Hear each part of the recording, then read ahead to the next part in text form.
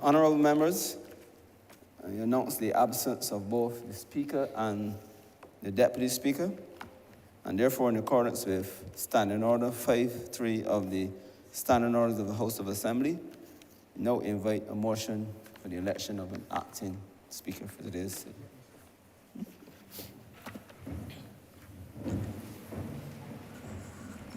Honourable House, in light of the information received from the Clerk of Parliament, I therefore beg to move a motion that the Honourable Member for the constituency of St. Thomas, the Honourable Member for St. Thomas, be elected as the temporary Speaker for today's sitting.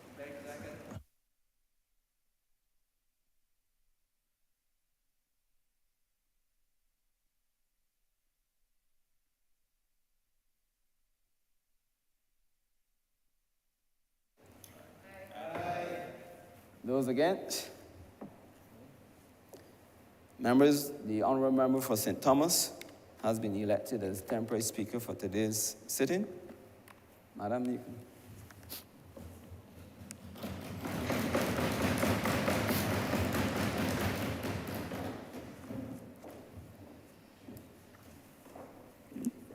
She's going to stand, we're going to do praise.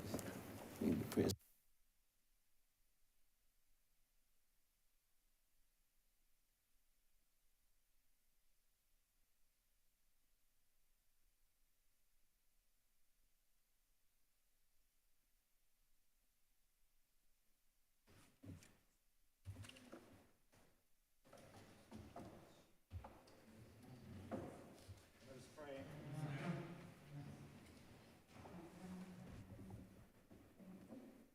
God of the universe, we give you thanks for giving us another day. We ask your blessing upon our nation. Bless the work of the members of this house, especially Honourable Cynthia Ford, who presides over this session. May they work together to bring solutions to the pressing issues of these days. In Jesus Christ, our Lord. Amen. Say the Lord's Prayer.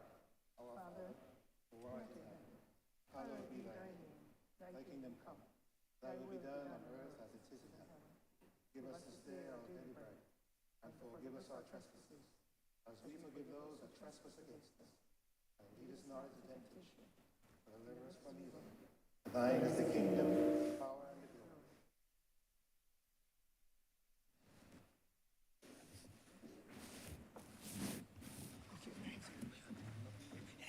Thank you very much. You're laughing at me.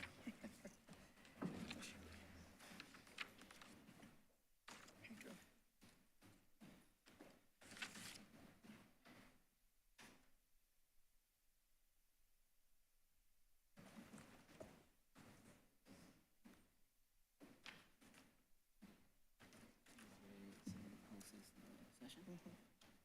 I want this.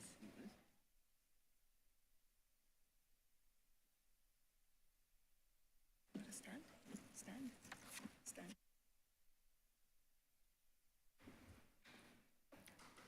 Good morning, honorable comrades, honorable members of this distinguished chamber, members of staff, and of course, Reverend Haywood. This session, this house is now in session. Minutes of the last meeting.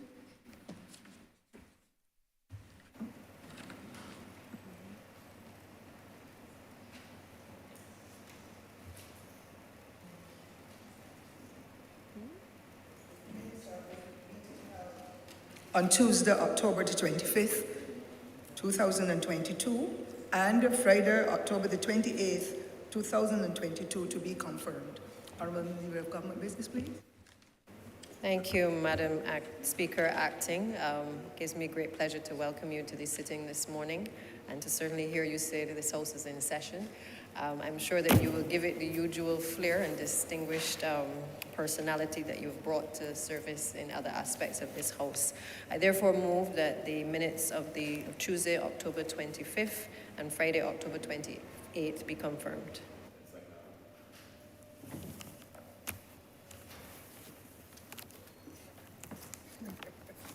probably is. If you're not, you're going to flip between these two.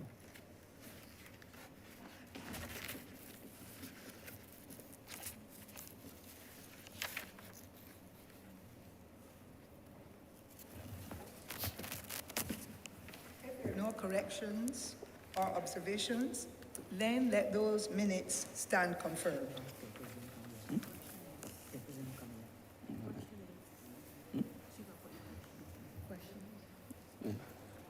This one.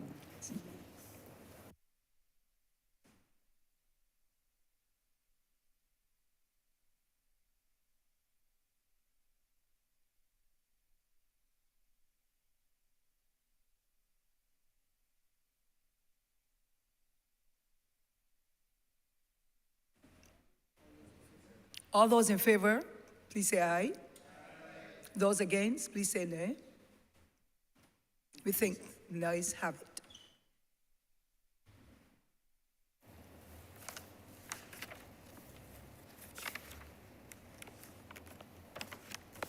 Announcements by Your Honor, the Speaker. Messages from Her Excellency the President. Petitions, papers.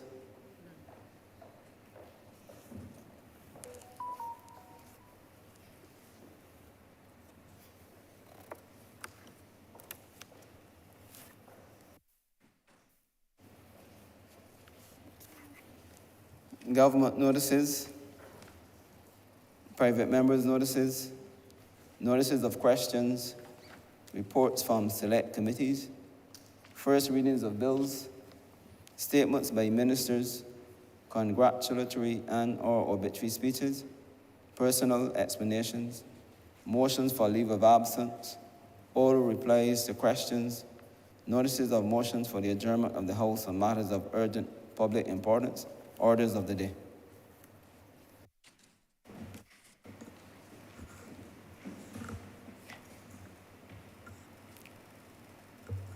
Madam Speaker, acting, I beg to move the suspension of standing orders 6, 16, 18, 20, 42, subsection 5, 43, and 44 for the remainder of today's sitting.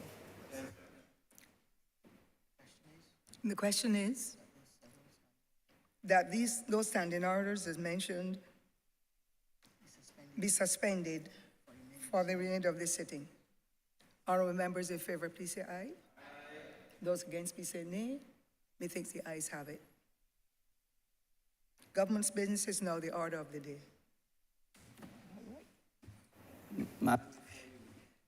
Before you go there, let's go back to government notices. I ain't got any notice. Here you go.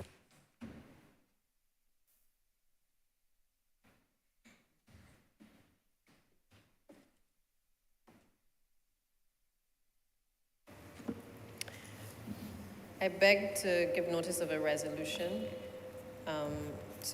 in accordance with Section 5 of the Land Acquisition Act, Cap 228, for the compulsory acquisition by the state of the parcels of land situated at Kensington New Road and at Beccles Land, New Orleans, in the parish of St. Michael in this island, and more particularly described in the schedule hereto for the purpose of housing development.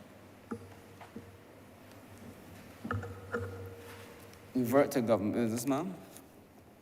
And order number 7, in name of the Honourable Minister of Housing, Lands and Maintenance, to move the passing of a resolution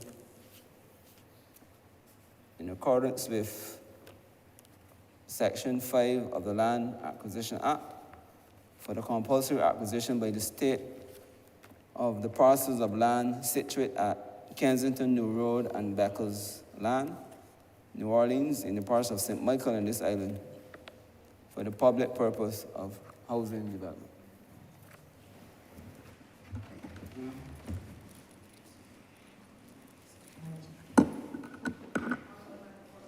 No. South, excuse me, Honourable Member for St. George South, Minister of Housing and Lands. Thank you, Acting Speaker. It gives me great pleasure to stand here this morning, what I call an historic moment for me, because the member in the chair, I never thought I would see that member in the chair, because I spent many days in this chamber on the other side, where the present member in the chair, along with some members on this side, the member for St. Michael Southeast can recall, and also some of my other colleagues. I spoke to one last night, the former member for the city, and the acting speaker, Madam Acting Speaker, was one who spent days and nights tutoring us in how to conduct ourselves in this Lord Chamber. And I would want to ensure that during my presentation and my discourse, that I remember those words that she ingrained in my psyche on a weekly basis, and I don't embarrass her in any way as I seek to do justice to this land acquisition debate for the public purpose of housing on behalf of the good people of the city, Murphy's Pastor. And with that introduction, Madam Acting Speaker, I wish to start my discourse this morning. And this resolution pertains to the acquisition of 3 parcels of land. Thank you. And we mentioned that the 3 parcels, 2 parcels are located at Kedgington New Road in St. Michael, with approximately, that parcel is 11,480 square feet of land. And there are 2 parcels, 2 lots. And then at Beckles Land, New Orleans, there's a larger parcel, some 37,529 square feet of land, which is close to an acre, 0.86 of an acre. And Mr. Speaker, the public purpose for this acquisition is for the purpose of housing. These acquisitions, Mr. Speaker, are done to relocate or recite residents who live in the area of Murphy's Pasture, an area located in Chapman Lane in the city of Bridgetown. And, you know, when we came to office, I don't know, back in 2018, we were met with several things, man. We had floods nearly every day. Well, nearly every year. Sorry, not every day. And then, you know, the floods, they continue annually. And then we went into the ashfall, we went into the Hurricane Elsa, and we went into the COVID. But this morning, I'm not dealing with the other externalities. I'm dealing with the flood and the issues at Murphy's Pasture. So this flooding occurred due to the inadequate drainage system located at Murphy's Pasture. And this system was inadequate because during the flooding, or during heavy rainfall, I should say, the volume of surface water in the area when it rains heavily was too much for the drain, which was practically 2 feet wide and 2 feet deep. And we went in 2020, I recall going in with the Prime Minister. She asked me to join her, not knowing I'll be standing here this morning. And she asked some of us, the member for St. Michael South, he went in as well, the member for St. Michael. Ian, could imagine this? Ian. Ian Gooden. The member for St. Michael West Central as well. And I think the member for St. Michael North, the former member for St. Michael North, we all went down to assess the challenges with respect to the flooding and how it impacted the residents. And what was done at the time, we introduced a floodplain area. That was what we call a water catchment area to, you know, try to alleviate some of the challenges at Murphy's Pasture, but that was not enough. And we recognize in an effort to address this problem, we would have to widen the drains, the 2 feet wide, 2 feet deep drains. And we therefore, in an effort to widen the drains, there were some persons, at least 7 households, located and sited in the vicinity of the actual drain, inadequate drain systems. And as we are well aware, residents may be prone to health issues after heavy rainfall and when we have challenges with our drainage system. Issues such as sanitization, infections from infections from rodents, and indeed disease from mosquitoes. These are some of the challenges that we would face if we don't address this challenge at Murphy's Pasture. But in addition to the challenges with the drainage, we recognize that within that, what I call the settlement there at Murphy's Pasture, we have pit toilets. Persons still living in Barbados with pit toilets. So we are here to acquire these lands to address not only the flooding issue, because in an effort to widen the drainage system, that inadequate drain 2 feet deep, 2 feet wide, we have to recite some residents, 7 of them, and we have to address the issue of poor housing within that area. And poor housing is associated with ill health and social decay. And I mentioned that earlier. And Murphy's Pasture is an area that the residents have been calling not only on this government, but successive governments. And I will speak to that later. I will speak to the Housing Neighborhood Upgrade Project that started back in 2008, but never got off the ground. But I'm not going to go there because this debate is not really about mentioning too much of the past or the past administration, but to focus on how we as a government will address some of the challenges within Murphy's Pasture with this land acquisition. And I wish to posit at this time that this land acquisition, particularly at the Kedgington New Road area, we can cite some 8 units, 8 persons. And when you go to Beckles Hill, the larger area, we are looking at some 12 units to be cited. 3 quadruplex units can be built on the area, or 12 3-bedroom housing solutions, if you want to call them that, can be built on that area. But this is a wider debate for me, because as we speak about housing in the urban corridor, we cannot speak about housing in the urban corridor without looking at the urban regeneration, urban renewal. And that is where I wish to take this debate. So the relocation of the residents from Murphy's Pasture is in line with government's policy to facilitate urban renewal, or what we call urban regeneration. And this is a planning approach which attempts to address the social and economic problems within the urban area, including the improvement of the physical and the environmental aspects, as well as the buildings. And this has been recognized as one of the most comprehensive and effective tools that a government can adopt to create a more inclusive, resilient, safer, and sustainable city.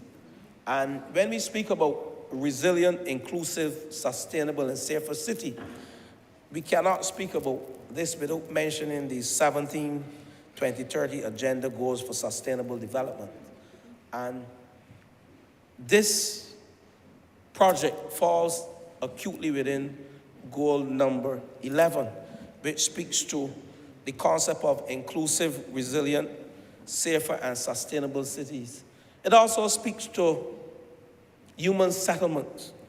And it is expected, though, that by 2030, governments across the world, worldwide, should address some of the highlights that I will mention here as it relates to the 2030 Sustainable Goals, the 17 goals of the 2030 Sustainable Agenda, Development Agenda. And I will list just a few. So it is expected that by 2030, governments worldwide should address and ensure access for all to adequate, safe, and affordable housing and basic services, and to upgrade slums. It is expected that governments worldwide would be able to provide access to safe, affordable, and sustainable transport systems for all. It is expected that governments would improve road safety, with special attention being paid to persons with disabilities, special attention being paid to women and children and older persons. It is expected that governments across the world by 2030 should strengthen the efforts to protect and safeguard the world's cultural and natural heritage. And I wish to speak to that briefly during my discourse this morning. And it is expected that governments across the world would provide universal access to safe, inclusive, and accessible green public spaces.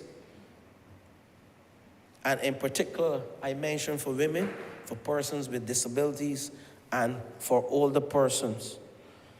And lastly, but by no least, it is expected that governments across the world would focus on substantially increasing the number of cities and human settlements and adopting and implementing integrated policies and plans towards inclusion, resource efficiency, mitigation, and adaptation to climate change, as well as resilient to disasters. And Mr. Speaker,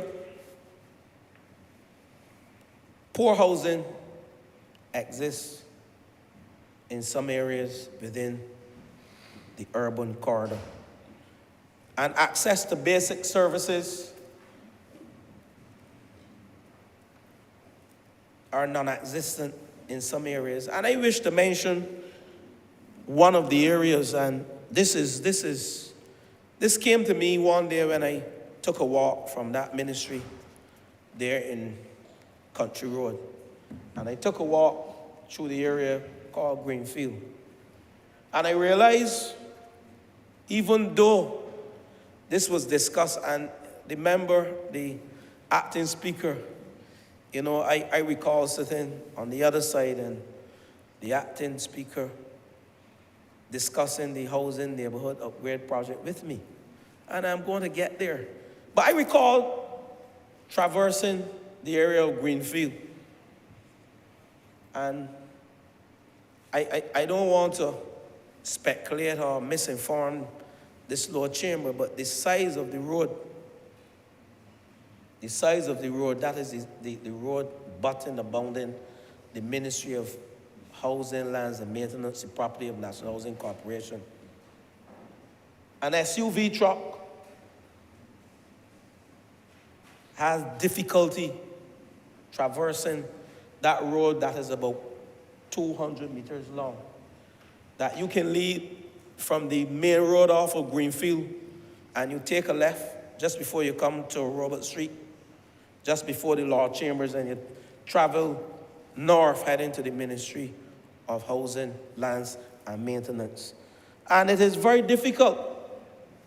I started with an SUV, but I say to the chamber and those who are listening to this debate that a fire truck, the smallest fire truck, cannot access that 200-meter road. And we know recently we've had some fires in St. Michael North, St. Michael West. Recently we had one in St. Michael Southeast, and we've had some in the city. And these houses are in close proximity to each other.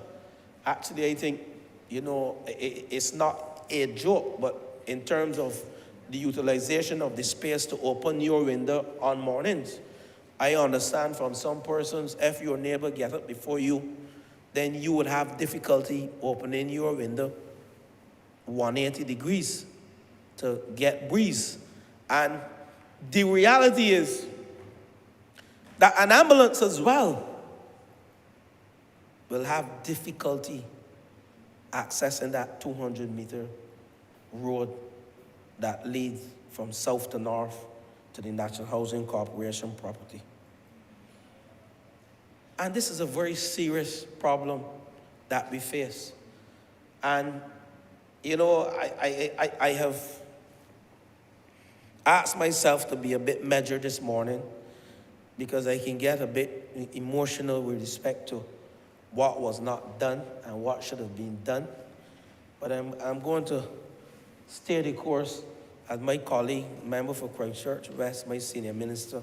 He holds my hand in this chamber pretty often to keep me grounded.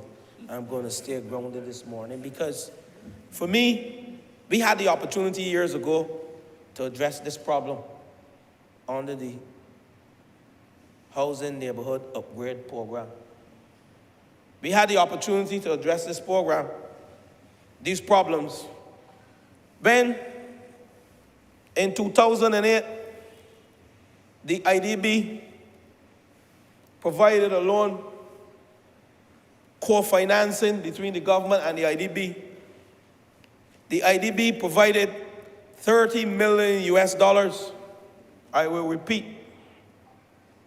The IDB provided $30 million US to address challenges in a pilot project, 4 pilot sites identified at Castle and Greenfield in Bridgetown, Gardens Land in St. Michael, and again I said this is an historic occasion because I'm speaking about the member for St. Thomas, Allen View in St. Thomas.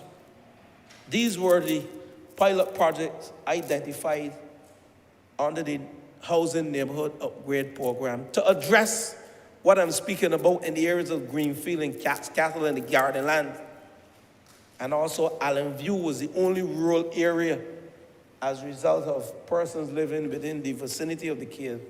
And we never wanted to allow pollution to impact the cave, the stalactites and the stalagmites. Those of you who know the cave would understand and who know science. I don't see my member for, he's just gone to the bathroom, the member for Christchurch, West Central. He will speak to this, you know, in his glory. When he speaks to biodiversity, he will speak to this. I don't know which sphere he's in today, but he may be in a different sphere today. But nonetheless, this project though, and let me pause because this government here, that I happen to be a proud member of parliament representing this administration, presided over the largest housing project, private sector housing project ever in the history of this country under Owen Seymour Arthur, former Prime Minister. And the Housing Neighborhood Upgrade Project, I will let the public know that it is this administration in 2007 who initiated the Housing Neighborhood Upgrade Pilot Project to address the decay in housing in these areas, to address the problem in Allen View. But we lost the government in 2008, and in comes trouble in 2008. January 16th was when the IDB signed the loan for the $30 million, January 16th, 2008. So this has nothing to do with the last administration. All they had to do was to what? Execute, execute, execute. They did diddly squat. So we must be credited because we recognize the importance of housing to our people. And there's a saying that I have: if you don't know the why, then how would you know what to do? if you're not philosophically grounded in why this Barbados Labour Party administration understood the importance of addressing housing in the urban core and urban regeneration and urban renewal. So we were philosophically grounded. We knew that if we addressed these problems, we would solve a myriad of problems: social decay, ill health, drainage issues, utility challenges, crime, the density situation within households in the urban corridor. So we were philosophically grounded in why we sought this loan and this pilot project, to address housing issues, to address settlement issues, to address wastewater runoff issues, to address drainage issues. That was the whole gambit of the housing neighborhood upgrade project. We recognize that we, in an effort to address the housing situation in the Cat's Castle and the Greenfield and the Garden Land area, not so much in the Allen View area, we recognized there was a sewage problem going into the cave, so we had to include the rural St. Thomas to address that. But we recognize that in an effort to address what we call the decay in our housing stock and ill health, and to ensure that our people can thrive in a country and live to their true potential in these corridors, we had to address these matters. And we decided, when we conceptualized the project in the last administration, that we had to move persons out of these areas and provide temporary housing for them. Member for Christchurch West. And I will speak to what we are doing now. So we would recite them and move into the areas and address the drainage issues and the housing issues with the $30 million plus 10 from us is a total of 80 million Barbados dollars that we had set aside to address housing in the urban corridor. And I'm stressing it because I said, if you don't know the why, then you don't know what to do. If you don't know the why, you can't get the what right. You're not philosophically grounded in why we had to address these problems. And these problems relate to crime in this country as well. And we spoke to this last week. I'm not going back there. And since then, how many deaths we had? 2 more deaths? And in the area of the city where we are seeking to address these challenges, if you don't know the why you're doing something, then you don't know what to do. They were not philosophically grounded in this project. So the why was missing. So it's quite obvious the implementation and the execution was off. So what is the result of what they did? I'm going to get it right for you. 60 million Barbados dollars given to the IDB, given by the IDB to the government under our administration.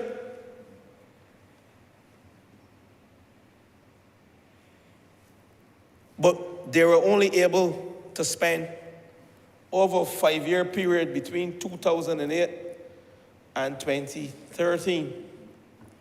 They were only able to spend 17.3 million Barbados dollars. And, you know, these are people who came, who cleared that they were brighter than the 10 of us over there. And when the member for the city at the time, the former member for the city at the time, posed the question to the Minister of Finance at the time, you know what was the answer? That they were scared to go into Greenfield. They were scared to go into Greenfield. You can imagine that? You remember, member for St. Michael Southeast, we were over there and we laughed. One of the few times we laughed with them, but we were laughing at them. Because if you were telling me, because we used to be very serious, I tell you all, we were a serious group. The 5 The 5 newcomers weren't easy. And the member for St. Michael Southeast is here. And I want to thank the acting speaker, because she mentored us. And the member for St. James Central, he mentored us as well. And the member for St. Michael East, when he came in with his medicine, sometimes he took his medicine and he came to the floor. He had to take his medicine first when he came to the floor, man. He would tear them apart, his medicine. Yeah. But at the end of the day, this government that I represent has a proud track record. And I want to list some of the achievements in the urban corridor. And I have them here under the last administration. We built more than 150 new homes between that period, 2003 to 2008. Yes. We repaired over 200 homes. Almost over 50 households who could not afford to pay their homes connected to the South Coast Storage Project. They could not afford to pay, but they had their homes connected to the South Coast Storage Project.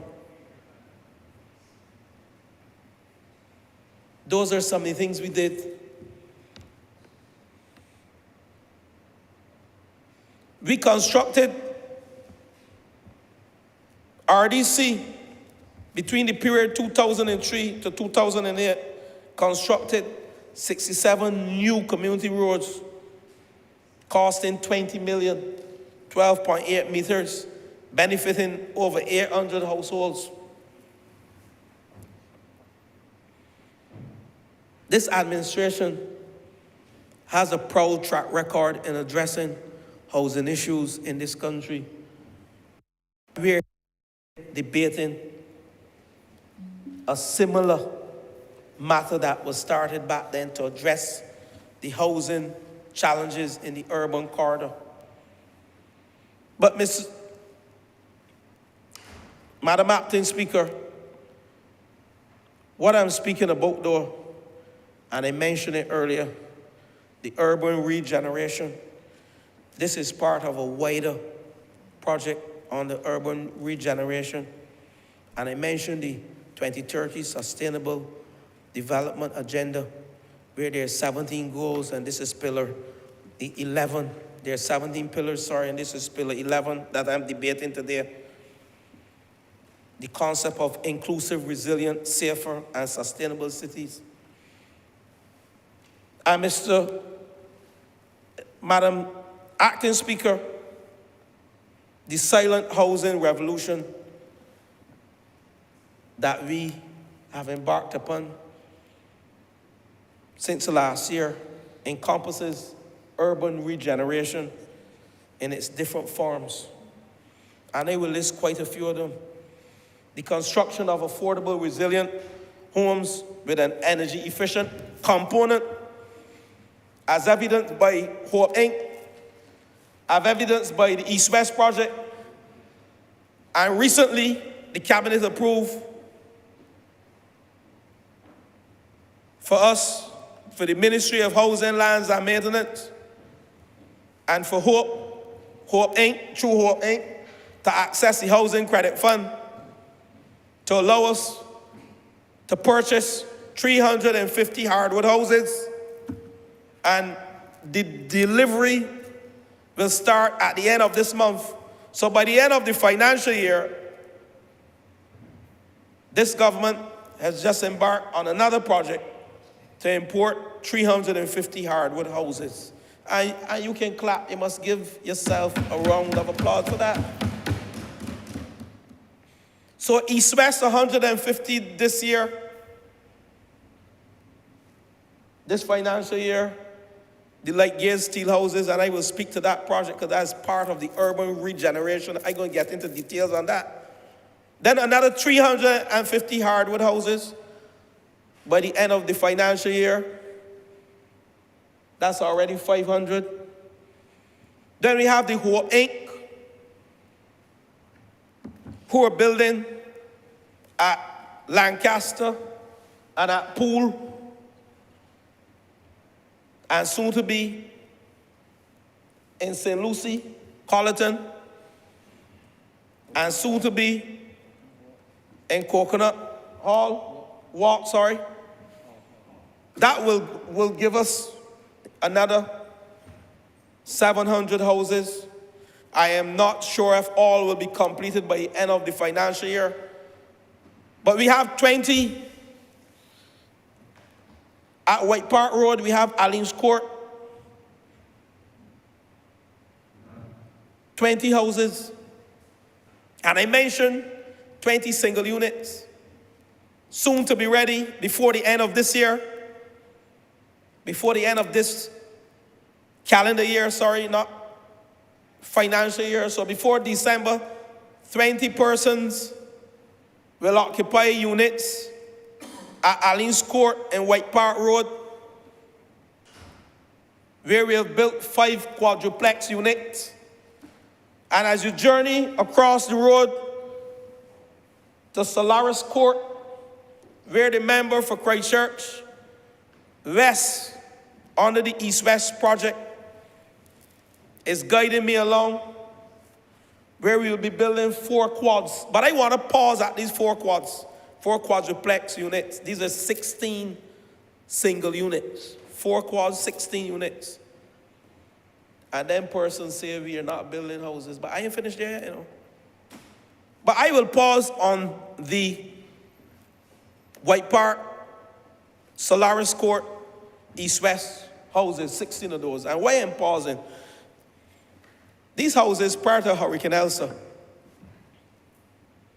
these houses would have accommodated those persons in the densely populated Greenfield area, move them out of the Greenfield area, right?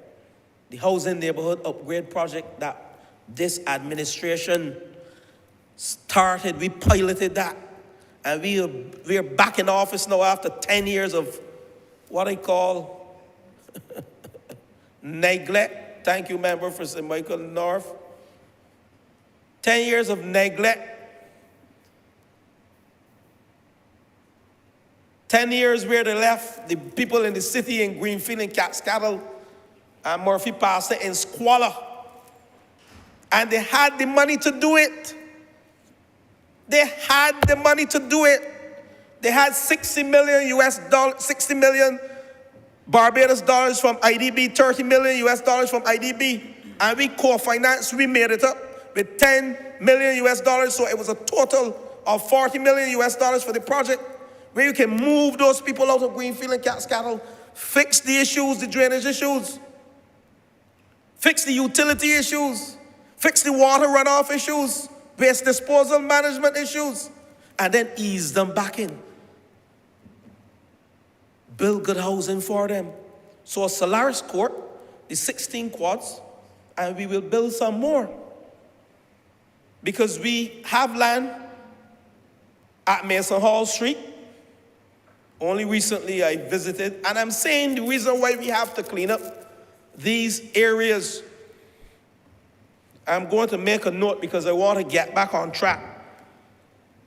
But I need to give you this example, the public. Some officers from the Ministry of Housing, Lands and Maintenance went to Mason Hall Street to look at lands owned by the ministry, some lands owned by the ministry, and looking at some derelict properties next door to the lands that we own. And listen to me carefully. When they approached the door of one of the properties and they asked a question, someone with a cutlass came out. I don't want to describe the person as a vagrant or whatever, vandal. I was not there. But whoever he was or is scared the daylights out of the officer who went to Mason Hall Street only to assess the availability of a vacant lot with a derelict building on it, so we can clean up the city and give people what we call proper housing, resilient and affordable housing. so we can improve their social standings, so we can give them the opportunity to revive themselves in an area that wants lit and wants revive, is an excellent commercial city, a place where people will want to do business, go to school and earn a living, recreate. So you understand what I'm speaking about. So this resolution, one of the properties occupies a derelict building on it. That's the one in Kensington New Road. And the next property, which is at New Orleans, Becker's Land, has encroachments running away with bush. And we can't allow our city to go into decay.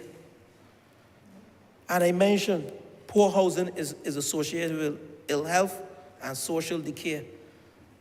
There's a direct correlation between poor housing and ill health and social decay. But so the White Park Road quads, I'm back there. We're going to move persons out of Greenfield. We also have land at Exmouth, which is in St. Michael Northwest, but in the abounding St. Michael West. And we intend to build some resilient housing there too. Whether it is high-rise, whether it is quads, we are still debating that. I have my take on it, because I believe there's still a market for high-rise accommodation. Then we have to discuss whether we're going to amend the Condominium Act and give those persons the opportunity to have 30-year right to own and then own the properties. That's how they live in the first world. So these are some of the things this government is doing. We didn't get to execute. We knew why. And we knew what we wanted to do. The why was there. But we didn't get to execute it. We are philosophically grounded in the need to produce resilient, safe, and affordable housing for the people of this country. And as I speak to you, those persons within the urban corridor. But Mr. Speaker, Madam Acting Speaker, this project will be executed by the Urban Development Commission. And I wish to reference some of the work that the Urban Development Commission is doing. Urban Development Commission, they're actually responsible for the Murphy's Pasture redevelopment project. And there was a 2020 report that speaks to the project in detail, not only including the relocation of houses in the targeted area, but the upgrading of the standard of living of the families within the area. So we are not just going into build housing, we're upgrading the standard of living of the people within that area. And I'll speak a bit about the project. So the Urban Development Commission, under the Murphy's Pasture redevelopment project, the goals were to identify the major flooding areas and the clans affected. That's goal one. They've identified the flooding areas, and we are now moving 7 families. But understand, we are moving 7 families, but we have accommodation for 20 families. We have accommodation for 20 families. The project, the other goal is to determine the current living standards of the clans most affected by the flood waters. And a critical goal of this project was to identify derelict structures or vacant lots that could be utilized for the relocation of clients identified. And here we are. We have identified lands with derelict properties and vacant lots running a bush.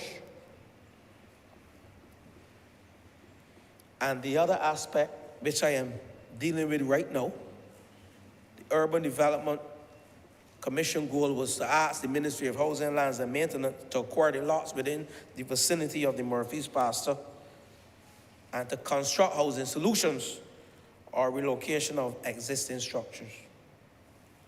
But UDC will be executing the construction of these houses, and the Ministry of Housing, we have acquired the land. But Madam Acting Speaker, I'm having difficulty getting accustomed to you in the chair because I'm accustomed to you mentoring me from the floor. You can't mentor me from the chair. You can only guide me to maintain discipline and order. So Acting Speaker, Madam Acting Speaker, there are other aspects of the urban renewal and regeneration project. And there are aspects within the urban corridor of creating public spaces and green spaces for recreation, relaxation, and entertainment. And the members are well aware, and the public is well aware, that we have executed the Golden Square Freedom Park. That has provided a green space, a recreational space, a place for cultural display, where persons can also view historical artifacts, search for their family names. They can play sports in there. I see two wonderful road tennis courts in there. Remember for St. John, there are two wonderful road tennis courts in Golden Square. I want to thank the National Sports Council. I haven't played in there yet, but I will play. I think the member for St. John, he's signaling that he must play me in there. I don't know if we can do it for independence.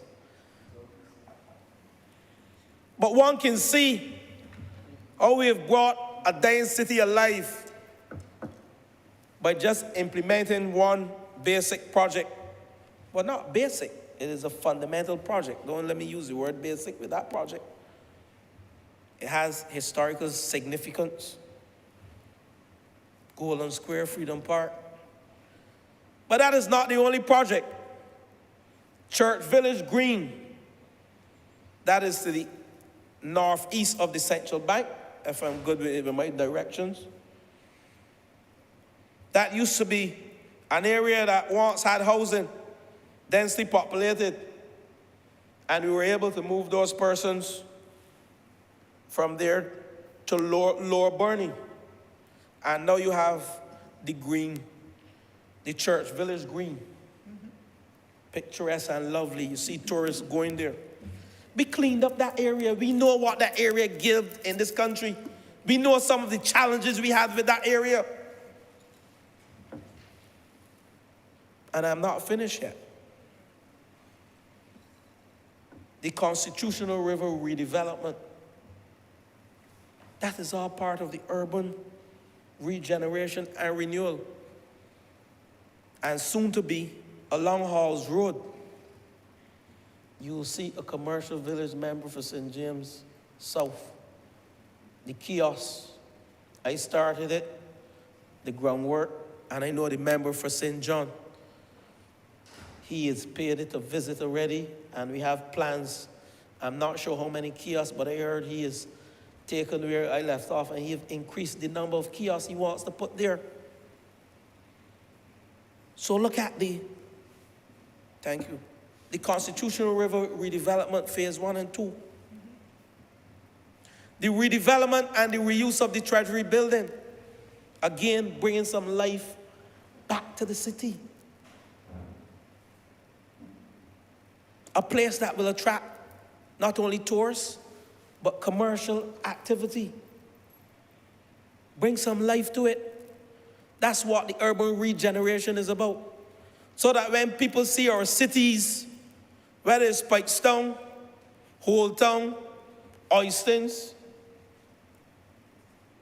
Warrens, no Warrens, St. Lawrence Gap. I ain't afraid to speak on St. Lawrence Gap. I ain't afraid to speak on St. Lawrence Gap because redevelopment must occur there. It must be done properly. It must adhere to all environmental regulations, tongue and country planning approval. And I heard muttering behind me, but nonetheless, I will steer my course. I will steer my course. So the redevelopment and the reuse of buildings in our towns, that is part of the trust. Not only to bring housing to those cities, not only to bring commercial activities to those cities, but you know, and I'm not afraid to say it, when those persons who engage in deviant behavior see a lot of light, they tend to shy away from the light or the lit areas, the well-lit areas. And there's some scripture in the Bible that says, the evil people like darkness. No, I am not going there. I am not going there. You all put me in trouble, remember, for St. Peter. Now, so the whole aspect of the regeneration of our cities to address housing, bring life to the city. And I don't want to forget waste disposal. Improvement and access to proper waste management disposal systems. And I want to thank the member for St. Michael Southeast and the former Minister of Public Works and Water Resources, Ministry of Transport and Works and Water Resources. The Barbados Water Authority is about to embark on a project that involves the sewering of the Belle and Bellevue, St. Michael and Chapman Lane, and the environment around the city and Bailey Alley in St. George. And this is to address also an issue of flooding and inadequate sanitary facilities. We talked about pit toilets earlier.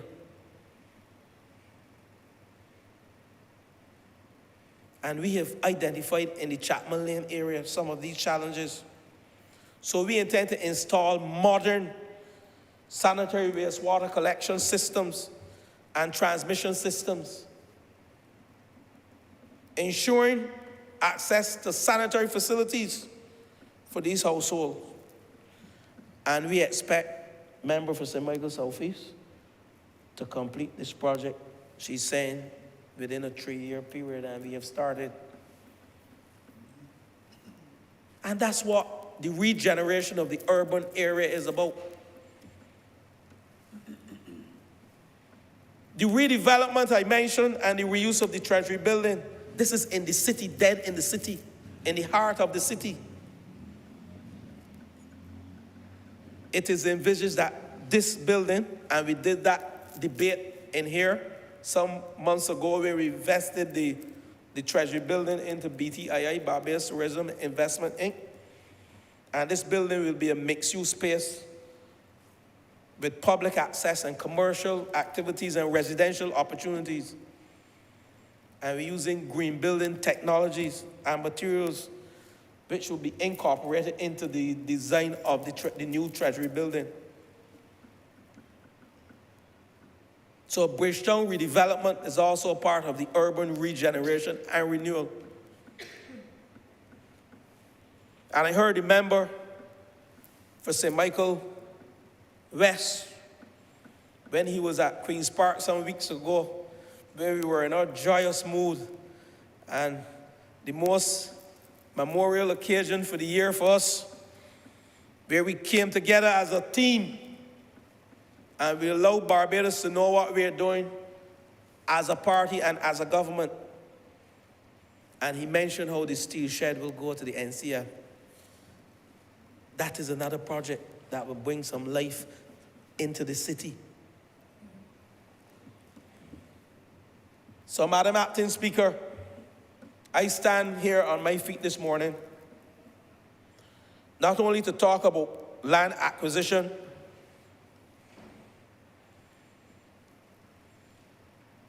but to speak about the why, the philosophical moorings that we have as it relates to addressing challenges within our urban corridor, the why. And I articulated to you the what. Because we know why the housing neighborhood upgrade project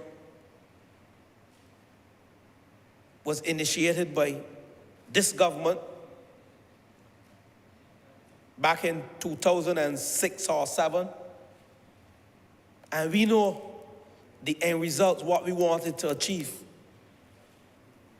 So access to housing and improvement of the living conditions within the city and the environs is a critical part of this acquisition that we're here debating this morning. And I said earlier that the National Housing Corporation started the process where we built some 20 units at White Park Road called Allings Court, and persons will have their keys before the end of the year for those 20 units. We're now doing the external works, the road works, and led by the member for Christchurch West, 16 units across the road at Solaris Court. And this 16 is a part of the housing neighborhood upgrade program that we started back in 2007. That is what we envisioned. But Mr. Speaker, Madam Acting Speaker, forgive me when I use that phrase to describe you, but you know I have no disrespect to you. There's lots of love and respect where you are concerned from me and from the Sutherland family, you know that. This brings me to one of the final points that I want to raise. And, you know, I heard one of our members, who shall remain nameless, mention it last night. And I have called her by her title many times this morning. And we as a government recognize that squatting in this country is a problem. We recognize that there's some young children who reside in areas that we consider illegal settlements. That's another word for it. Some call it squatting. And I visited an area called Rock Hall. And I hug up and lift up some little children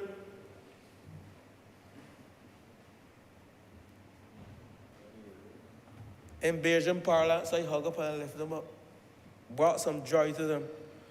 I even pulled my pocket, because when I see children, that's the future. 50 years down the road, one of those children might be sitting in this chamber.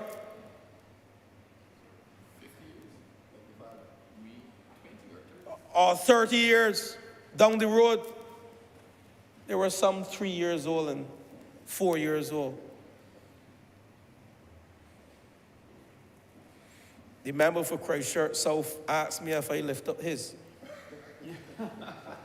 I didn't know he had children in the settlement. Some were his, some were his. I would like him to refrain from making certain comments in this chamber.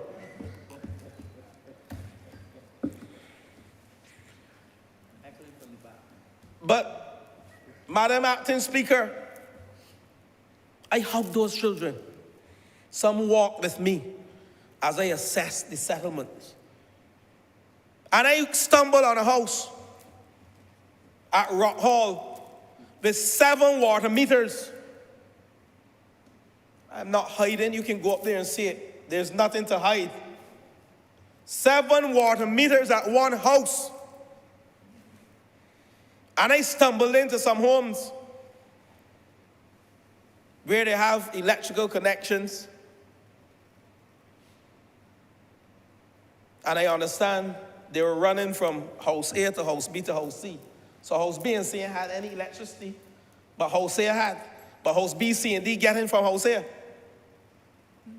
in an illegal settlement at Rock Hall. And then the public,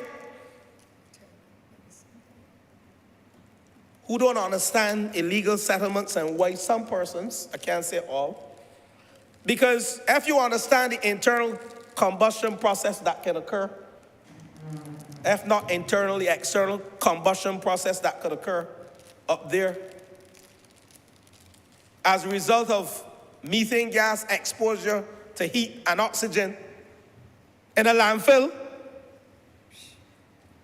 we would understand that those 253 residents at Rock Hall should be moved as soon as possible.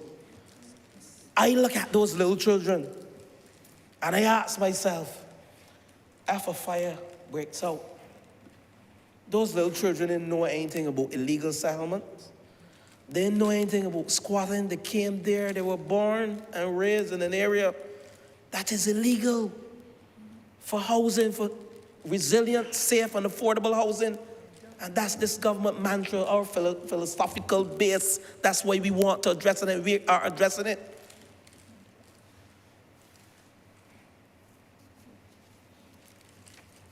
And when I hear people talk about government is providing housing for foreigners, I hate to hear that term. My grandfather was born in Jamaica. For those of you who know, get a little piece of me. Stephen Llewellyn Sutherland is a product of his mother, who went to the Panama Canal and met his father, a Jamaican. And of course, they were fruitful and they multiplied. And they came back to Barbados with the Sutherland name. My grandfather was born there as a little boy. And I hear people talking about foreigners want Caribbean. We have to stop it. When we address the settlement in Rock Hall we have started, we are providing, as part of our mandate and our mantra, and living true to our philosophy as a government that cares about people and will provide affordable and resilient housing. That is what we are doing. We ain't seeing color, class, or creed. That's the point, member. So those 253 persons who are up there, we have started the process. We have built some 22 houses at Carpenter's Glade in St. Philip, what we call Parish Land Extension. Then we went further at Leadville in Christchurch. We have 4. Sorry, Parish Land Extension have 20. We have some in Carpenter's Glade, 25. Concordia Gardens, we are currently, this is south of Her Majesty's Dawes Prison. No, north of Her Majesty's Dawes Prison. North. Directly opposite. Looking north. If you're looking north-south. 160 lots will be provided. And we have started the road works. We are constructing the roads as I speak to you. And we will provide 116 lots so we can get those persons out of Rock Hall. And I challenge anybody who want to question this government and us providing housing for these people. Just ask yourself, when your children sit down in school next to these children, are you going to tell your child, don't mingle with these because they live in Rock Hall? There are squatters that live in an illegal settlement. You're going to tell your children at school, don't mingle with them? don't interface with them, don't call at your house for your son or your daughter? What type of Barbados we want to create? Not under this government. Not under this government. We know the why, so we understand the what. We are philosophically grounded. We are. So Rock Hall, we intend over the 3-year period to have those persons move. And we have started the process. Interviews have started. And we know that persons who went there after February 2020, because we told the country we came to these chambers, I think the member for Minister of Housing then, told the public that any person who set up a dwelling structure, dwelling house, or shanty, or commercial business after February 2020, we will not be assisting them, and we will push them down, we will move them, we'll bulldoze them down because you didn't listen to us. So while we are helping, we are not encouraging persons to take us for granted and misuse the law. Because we came to Parliament and we said after February 2020, and some persons have erected structures after February 2020. A member for St. Philip West, we have been moving them. We demolished some months ago, but the focus shifted because we had to do some other things. But we're back in Rock Hall now, making sure that those settlements, those houses, that were planted up there after February 2020, we are moving them. And I signal to all those persons, and you know who you are, we have asked you to come into National Housing, let us discuss with you and the Ministry of Housing, Lands and Maintenance. So we don't ever, as a government, want to use brute force to do things.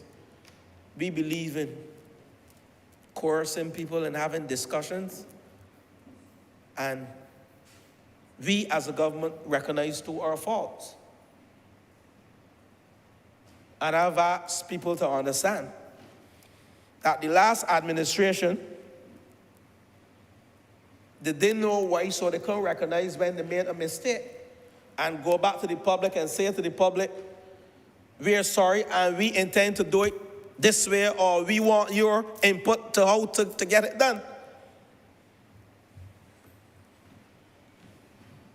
And that is what this government is about. And that is what this silent housing revolution is about. We have done our social surveys. We have gone into the areas, Greenfield, Murphy's Pastor. At one point in time, persons wanted to know if our Prime Minister had a house down in Murphy Pastor, because the Prime Minister spent nearly every weekend in Murphy's Pastor. And the member for Christchurch West, he can tell you, this project, the Prime Minister don't let us sleep on this project because she recognized the need to impact those persons who are vulnerable and those persons who are living in squalor. We need to move in haste. And we have no time to waste, and persons telling us we're too hasty. When you have people living in squalor, we have to move with alacrity, we have to move with haste.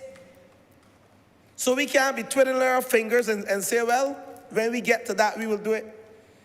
That's why the $30 million by the IDP went back. That's why only 13% of it was spent. And I don't even know if it was spent on the housing neighborhood upgrade project. That is debatable. I don't know whether it was spent on dealing with these issues. I want to see it a day when we can do a test, or when we will do a test. The member for Christchurch East, we have to do a test with a fire truck traveling north-south in Greenfield. Right now, it can't get into Greenfield. So we have to remove the persons from in there, address the issues, and then allow. We are not bringing it into, we are just bringing it in to make sure that if there is an emergency, an ambulance and a fire truck can get through there. Cannot get through there, send one through there, member for Christchurch East. If you doubt me, I walk through there. And afraid like the last administration, who said in this chamber that he did not go, or the team did not go into Greenfield because they were afraid. That's what they said to the member for the city when he sat there and he questioned them. The member for St. Michael Southeast, she was there too.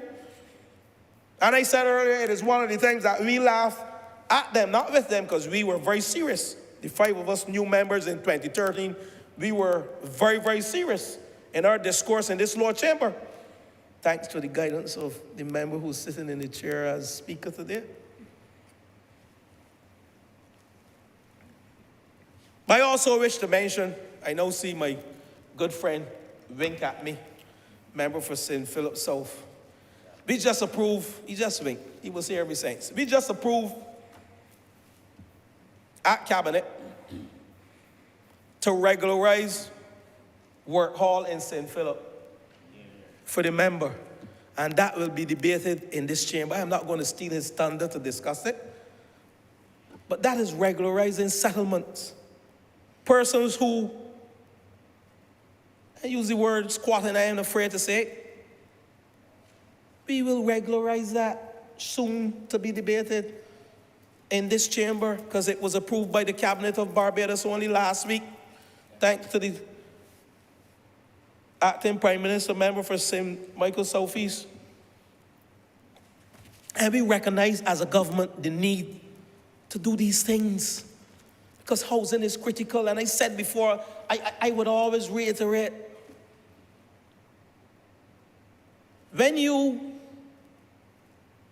get a correspondence from the electoral office to cast a vote, it has an address on it to a residence. When you get a tax bill, it has an address on it, a residence. When your children leave from a place to go to school, it is a residence. When they come home, it is a residence. And some of them come home to do homework. I sat last night when I got home with my son. We have electricity. And I'm telling you, there are some challenges still in this country with persons without electricity. And how can these children do their homework? Smart lamps. You call them that, member for St. Thomas? No, we going past that. And we're all, if member A, who's providing water and light to member C, D, and E, decided someday that they're not giving them, how these children are going to have a bath and how they're going to do their own work?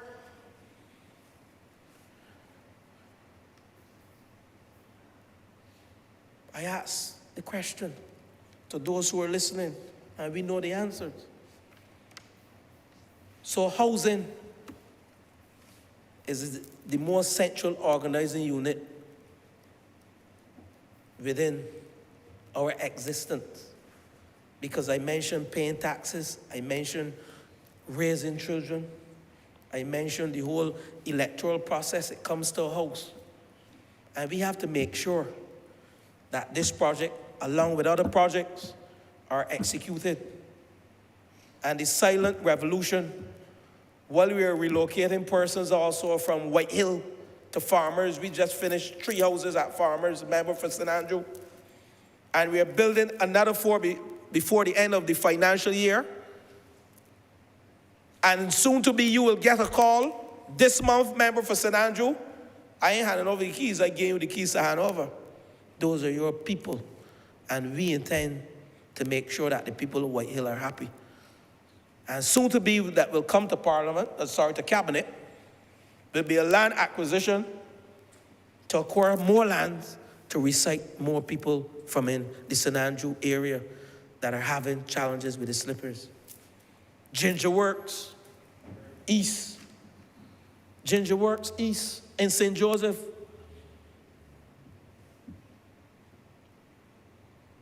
The member for St. Joseph is having challenges with slippage in the Bathsheba area.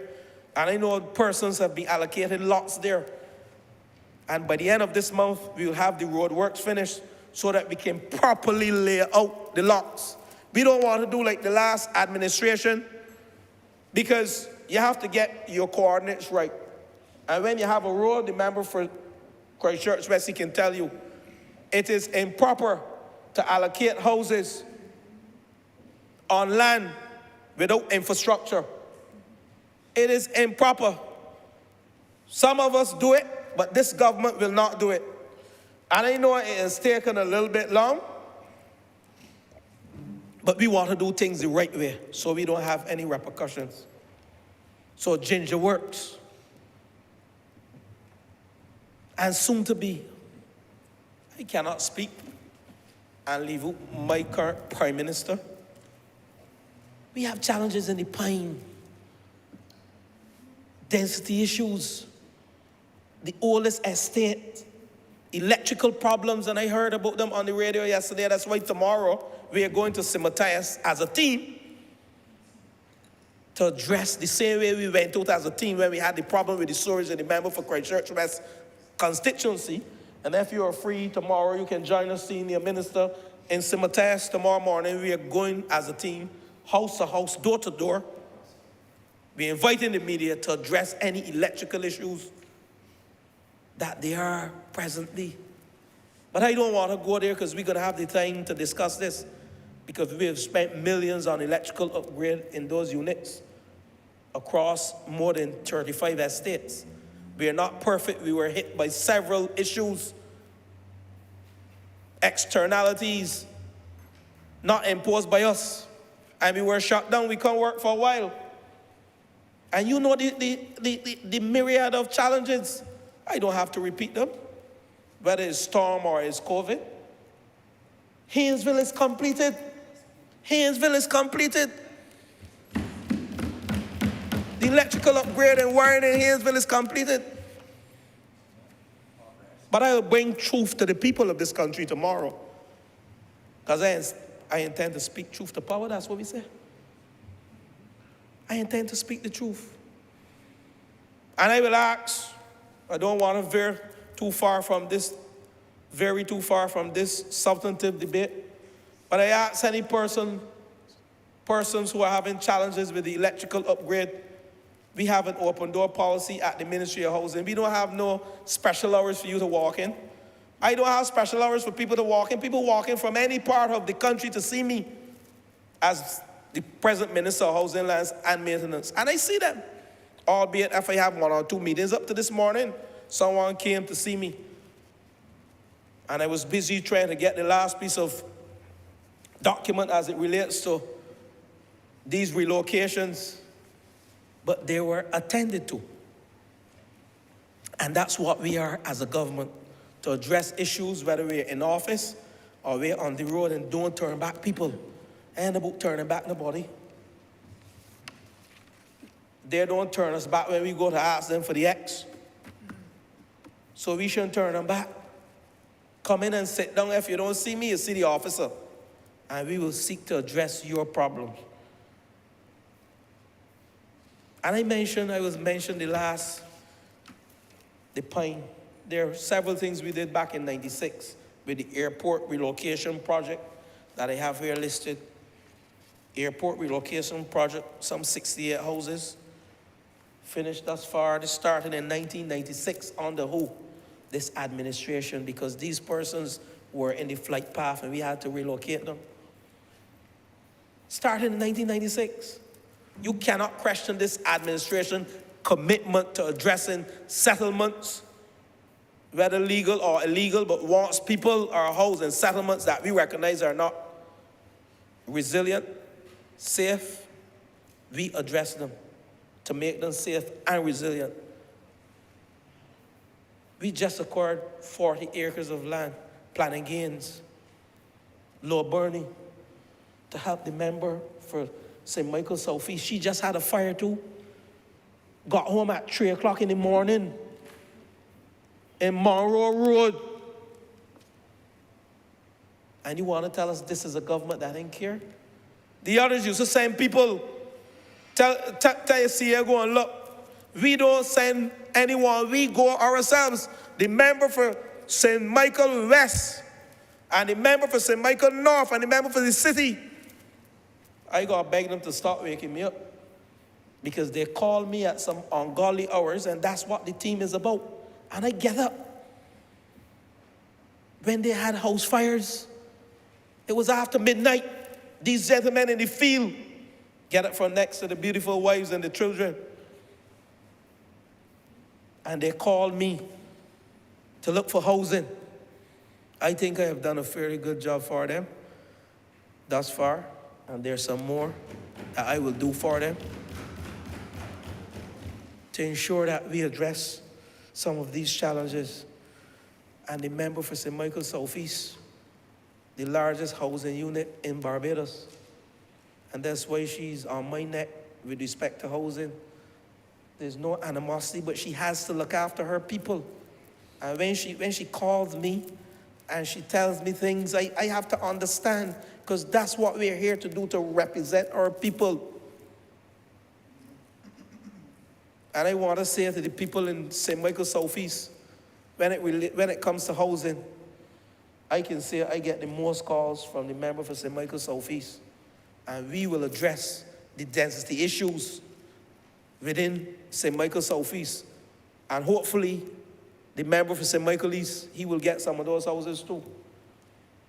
With respect to the pause at Hackett Hall, I mean, we are doing such a wonderful job with respect to housing. I ain't calling any more numbers. The proof is in the pudding, the eating of the pudding. As you travel around Barbados, Parish Land will be getting some Joe Villa houses on lots we have identified. The member for Christchurch East, we toured, and we are getting there. These houses will be in the country, 20 before the end of the year, and the other 330 before the end of the financial year. You're going to see a housing boom, silent revolution. But we have to make it public. While we are not going to beat up our chest with respect to it, because it is a job that was left undone by the last administration. They built houses at Parish Land and left them for 10 years.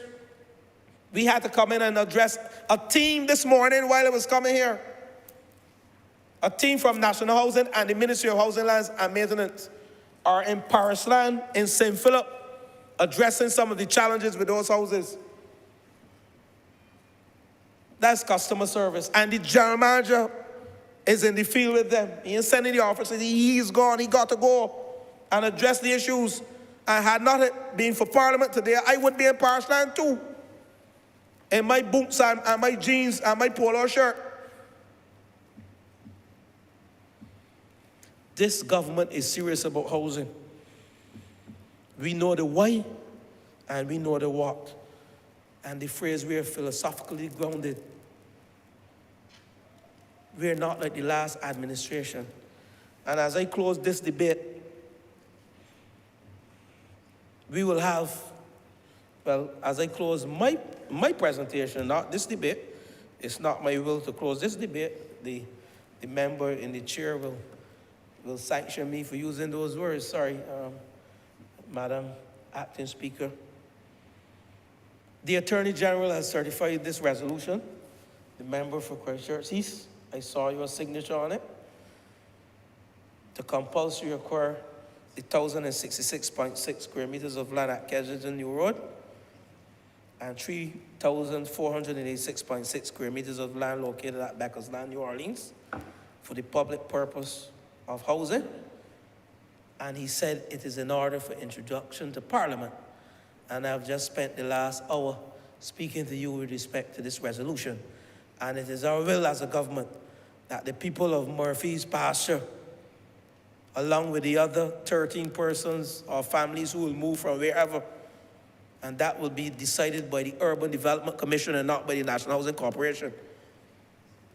It is our will that these lands, if we can put some Joe Villa houses or some East-West squads on these lands, so that those 7 families who are living in not so comfortable dwelling places will be able to recognize the efforts of this government and to ensure that their children can come home and do homework, and to ensure that the environs around Murphy Pasture with the canal is addressed in a meaningful way to ensure that we have sound environmental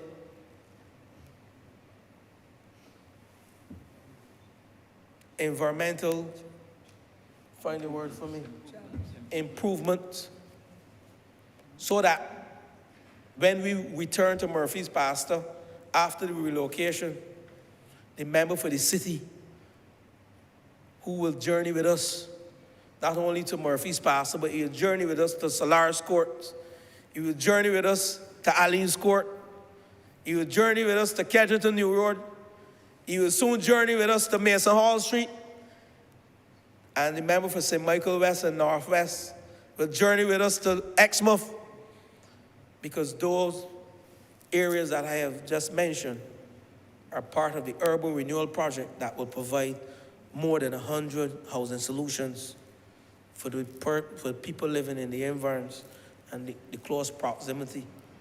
And with those few words, Acting Speaker, Madam Acting Speaker, I beg that this resolution now pass.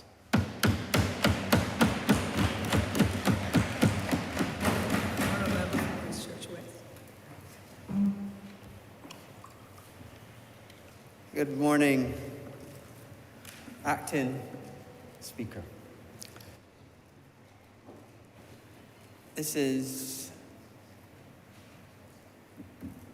a very emotional debate for me.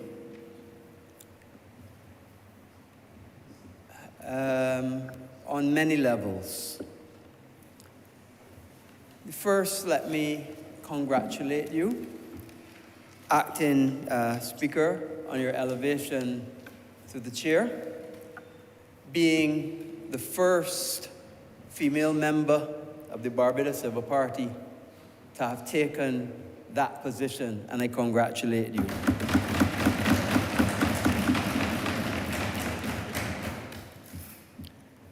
I am filled with great pride to see my friend who fought with me in the trenches take that position to be the acting speaker of this honorable chamber in a renovated building that I had a little bit of input into, that I think we are all benefiting from. Much more comfortable. Well done. This is also an emotional debate for me because Mason Hall Street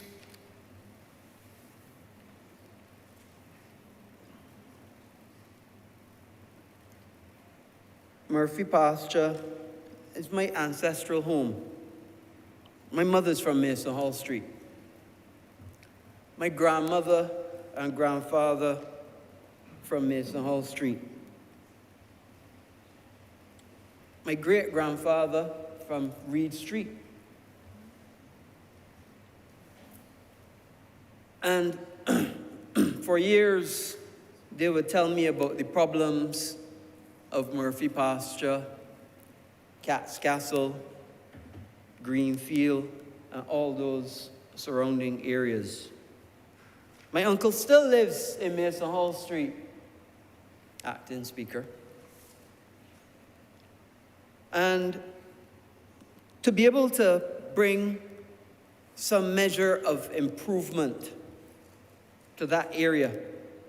You know, when I toured Murphy Pasture, the Murphy Pasture, Chapman Lane area with the Prime Minister after the flood,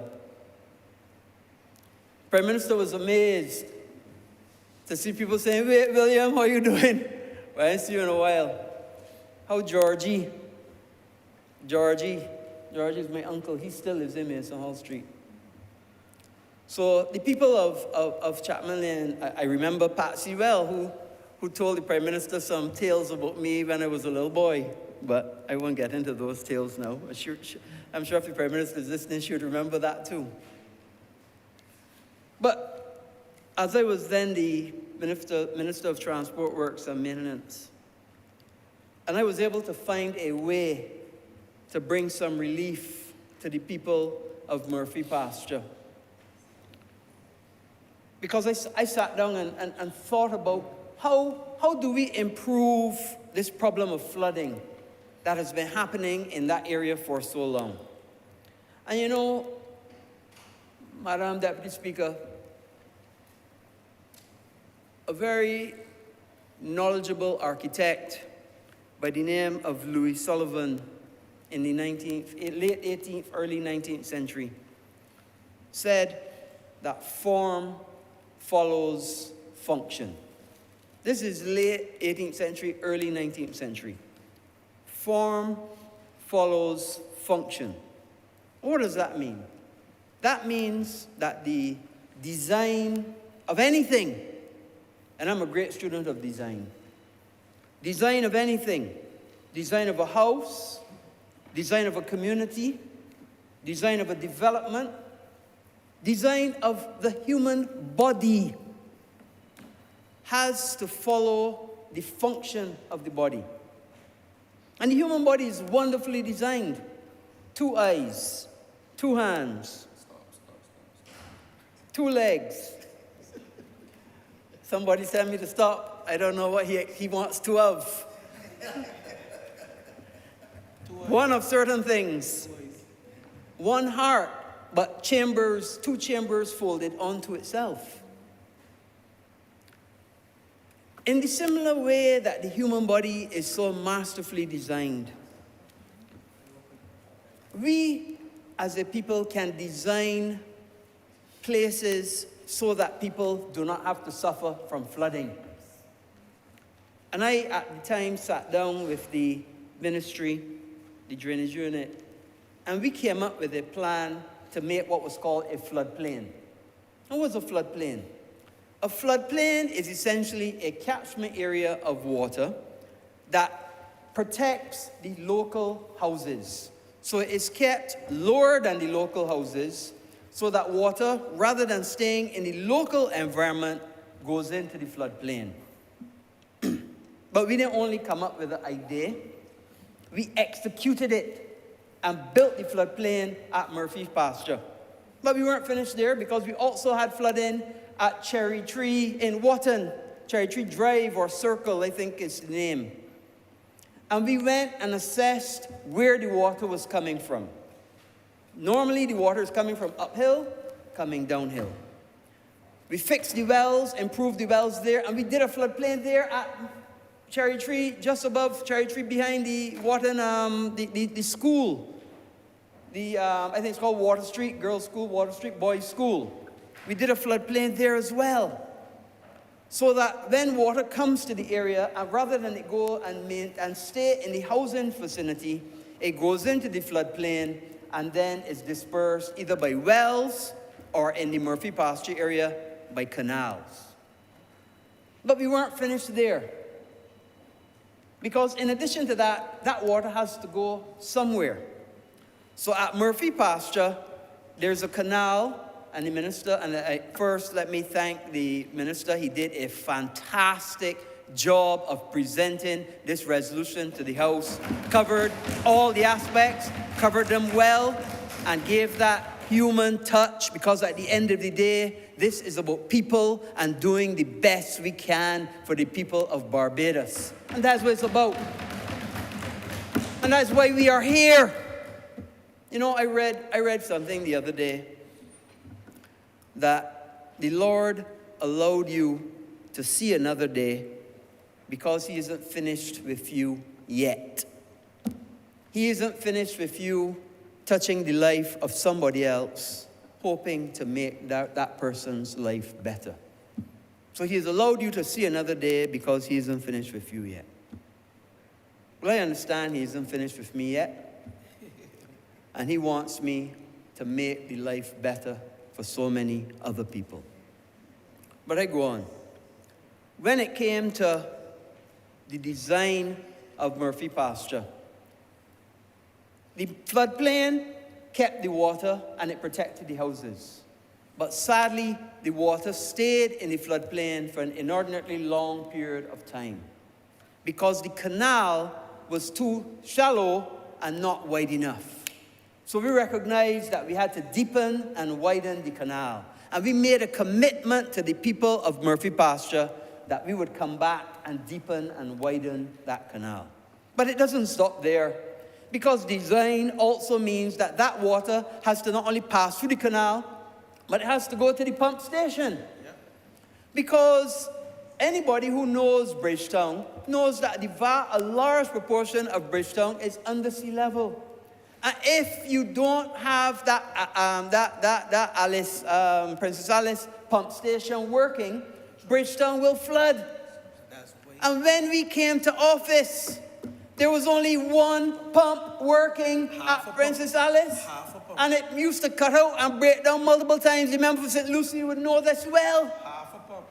And we set about getting 2 more pumps and fixing the one that was there, to the point that we have 3 pumps working. And these are not pumps, Mr. Speaker, Madam Deputy, Madam Acting Speaker. Getting right to the right nomenclature. These are not pumps that you go by Koeman and get. I want to make it clear. One of these pumps is 2 tons. One pump is 2 tons. In order to put one pump in place, you have to take off the roof, bring in a crane, put it in place, and then remove the crane and put back the roof. I want you to understand that. It's not a pump that you go and get like a bilge pump for a boat. It's a 2-ton pump, one. And they have to be specially made. We had one that was partially working and breaking down, partially working and breaking down. We got 2 more pumps and we fixed the one that was there. We now had 3 pumps fully working so that we could take the water to protect the whole of Bridgetown. But we didn't stop there. We didn't stop there. And I'll tell you why we didn't stop there. Because when we were expecting the hurricane that devastated Bahamas, I forget the name, but you remember the one, it devastated, I think it was Abaco Island in the Bahamas. That passed in the vicinity of Barbados.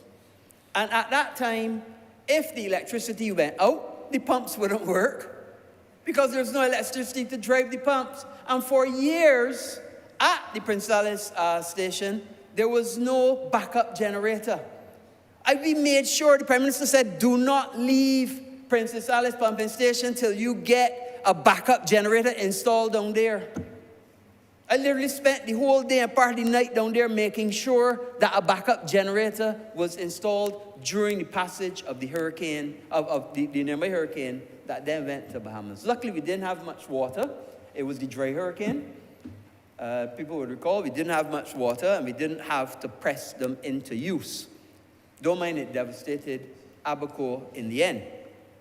But we didn't stop there because it was such an effort to get a temporary backup supply. We made sure that now Princess Alice Terminal has a permanent backup generator so that if the electricity goes out, all those pumps can still work to keep Barbados and keep Bridgetown from flooding. That's what we did because it is about design and designing it appropriately. So it was the pumping station, as part of the design, put in place. The floodplain, as part of the design, put in place. But the inner part that connects the two had to be fixed. And that inner part was the canal. And what we found when we assessed the canal was that there were houses in close proximity to the canal. So what did that mean? That means that if we widen the canal to the width that we want to and deepen it, it can impinge the integrity of the foundation of those houses. In fact, 1 or 2 of the houses was actually on the 2-foot by 2-foot canal. So, and that was when, part of the emotion about this is that was when I was the Minister of Transport. Then when I went to Minister of Housing, I then was asked to attack the other side of it, which was to start the acquisition of the land in Kensington New Road and in New Orleans to move those houses from off of the canal or near the canal to these new locations. And I'm so happy to be able to join in this debate today to see that design of improving that whole system be furthered by doing the acquisition and then having the opportunity for those people to be relocated.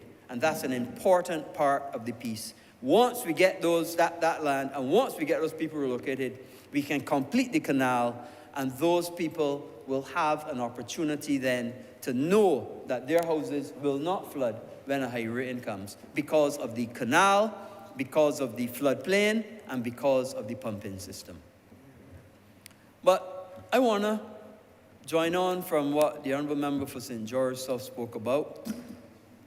When he spoke about Rock Hall, relocations in general, and the neighborhood upgrade program.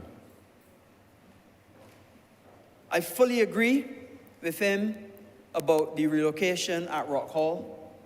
We cannot continue to have people living on what was essentially a dump. The Honourable Member spoke about methane, but there's also another gas called radon that is also a major problem and a known carcinogen. So we have to continue on that program. We've moved a good few scores of people, but there's more work to be done.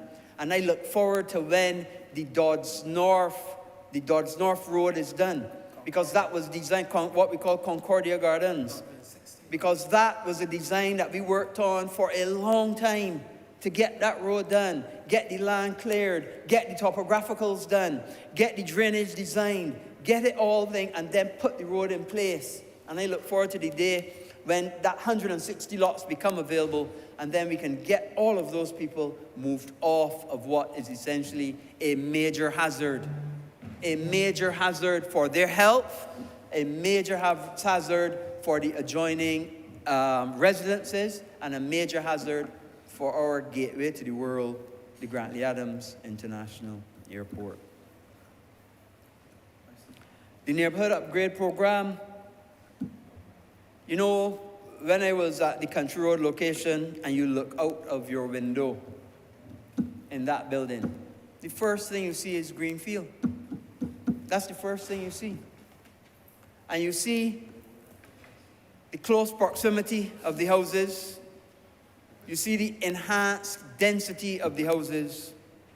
And you see the great need to improve the lot of our people in that location. So, before the hurricane, it was our plan to build on what's called Solaris Court, just opposite Aline Court. And let me first say, Aline Court was named in memory of the then General Manager of the National Housing Corporation, Mr. Garvey Aline, who did a tremendous job over the years for the National Housing Corporation. And that's why we then named that area, that 20-unit development, Aline Court. But this one that the Honourable Member spoke about is on the other side of the road, another piece of land that we're doing another 16 units. Work has actually started there this week. And we anticipate that we will have those 16 units up in very, very short order. Those units are to be used first to house people from the Hurricane Elsa program whose houses are being rebuilt and who have to be housed while their houses are being rebuilt. So it's going to be like, and what we anticipate, again, it's going to be like a revolving door kind of system where you move people out of their house that was damaged by Hurricane Elsa and needs to be totally repaired, temporarily house them at a Solaris, repair their house, and then they go back, leaving Solaris empty for another person to benefit from it while their house is done. But when that is finished, and that's on the horizon to be finished, the original design and reason for building there was so that we could do some cleanup in Greenfield and in Castle. And we're going to use the same process. We're going to move 16 families over, temporarily house them at Solaris, change their housing design, maybe some quads, improve the road width, make the road width better, improve the sanitation, improve the water facility, change the whole dynamic of the environment, and then move them back in sections. You know, we often have this saying that, you don't bite off more than you could chew.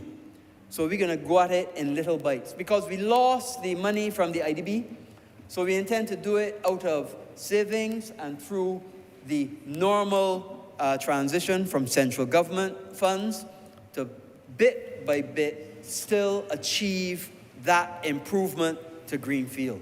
16 or 20 or 30, whatever we can do at a time. Because at the end of the day, they are our brothers and sisters. They are the people, their children and our children go to school or went to school together, as the Honourable Member said. And at the end of the day, we are all human beings. You know, Acting Speaker, I firmly believe in the 1948 Universal Declaration of Human Rights. And human rights and that declaration recognizes that adequate housing is a component of human rights to adequate standard of living. Just like how access to water is a human right, I believe that adequate housing is a human right. And all of us have that right, and we have an opportunity to be able to access it. And that is why we are focused. We are laser-like focused in expediting and executing our housing program. It is every day that I get up and look to see how can we improve the design. Are we prepared to use new techniques? The east-west houses, using light gauge steel and then cladding them, new technique. Clearly, we have shown it is faster to build, especially larger in that way. Using pre-stressed concrete, new techniques. Improve road designs and improve drainage, new techniques. Improve piling systems, as you saw that is being done at the Indigo Hotel, new techniques. Let us embrace the technologies. Let us see what works for Barbados. It isn't everything that will work for Barbados. It is everything that works culturally. It isn't everything that works physically. But what we need to do is find that happy medium. Find what works and don't be afraid to implement it. Are we going to make mistakes? Yes, we are. We're going to make mistakes. But we're going to learn from them. We're going to learn from those mistakes, and we're going to make the next day better. You know, our Prime Minister often says that, and I like the saying, she does not have eyes in the back of her head. None of us do. My eyes are in the front. Your eyes are in the front. All of our eyes are in the front. So therefore, let us look to the future and the present. Let us remember the past. Let us learn from the past, but let us move forward.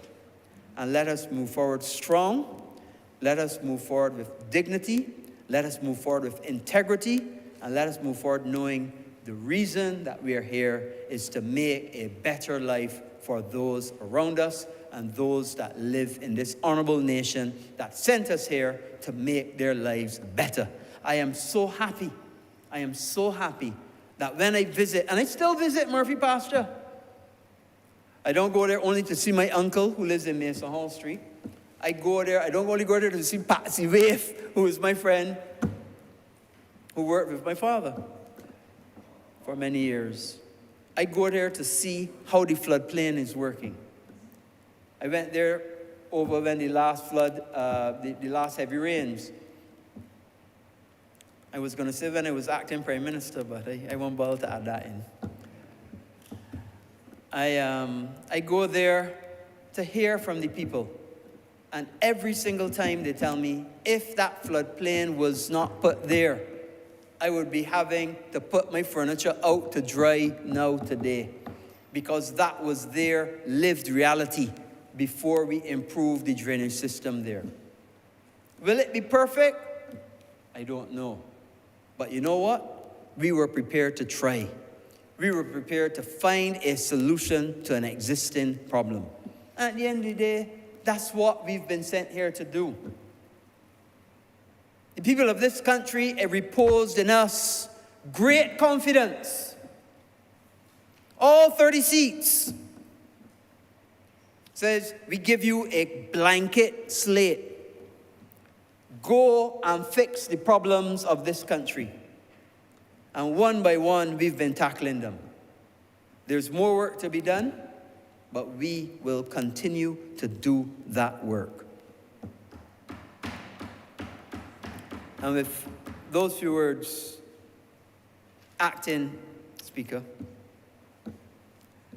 I really appreciate the opportunity to speak, and I look forward to seeing those people getting the opportunity to relocate their honourable houses. I'm obliged.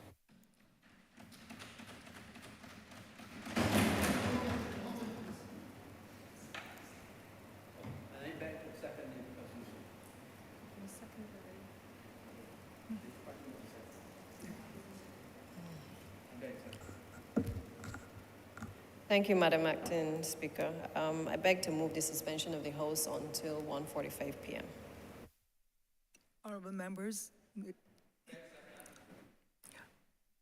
Honourable members, the question is that this House now be suspended until 1:45 p.m. Honourable members in favour, please say aye. Aye. Those against, please say no. I think the ayes have it. This Honourable Chamber is now suspended until 1:45 p.m.